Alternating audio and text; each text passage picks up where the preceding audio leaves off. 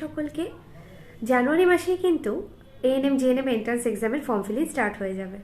তো যারা যারা এইবার এইচএস দেবে তারা কিন্তু এই পরীক্ষায় পার্টিসিপেট করতে পারবে, ফর্ম ফিলিং করতে পারবে যদি তোমাদের বয়স 17 বছরের ওপরে হয়। আর যেটা বলা সেটা হলো, হাতে তোমাদের 5 থেকে 6 মাস আছে সময়। যারা এখনও প্রিপারেশন নেওয়া স্টার্ট করনি তারা কিন্তু এখন একটা রুটিন বানিয়ে পড়া স্টার্ট করে দাও।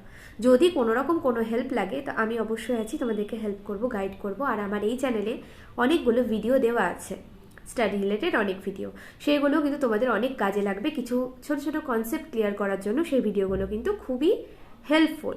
তো তোমরা অবশ্যই সেগুলো দেখো, তোমাদের কোন জায়গাগুলো দরকার সেগুলো বললে আমি অবশ্যই ভিডিও আপলোড করব। আর যেটা বলা সেটা হলো যে একটা এক্সামে ভালো র্যাঙ্ক করার জন্য কিন্তু কিছু কিছু জিনিস আমাদেরকে অবশ্যই মাথায় রাখতে হবে। সেটা হলো ফার্স্টেই কিন্তু আমাদের একটা জিনিস মাথায় রাখা দরকার যে কি পড়বো না আর কি পড়বো, এটার মধ্যে কিন্তু ডিফারেন্সিয়েট করতে হবে, ঠিক আছে? তো সব কিছুই আমি আস্তে আস্তে তোমাদেরকে ভিডিওর মাধ্যমে বলে দেবো, শর্টসের মাধ্যমে বলে দেবো, কারণ মানুষের হাতে এখন সময়ের বড্ড কম। কিন্তু 1 মিনিটের একটা ভিডিওতে আমি যদি অনেক কিছু ডেটা পেয়ে যাই তাহলে আশা করি তো সবারই ভালো লাগবে বা সবাই উপকৃত হবে।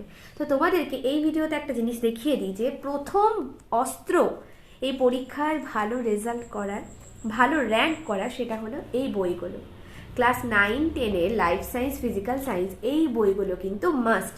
এই বইগুলো তোমাদেরকে অবশ্যই পড়তে হবে।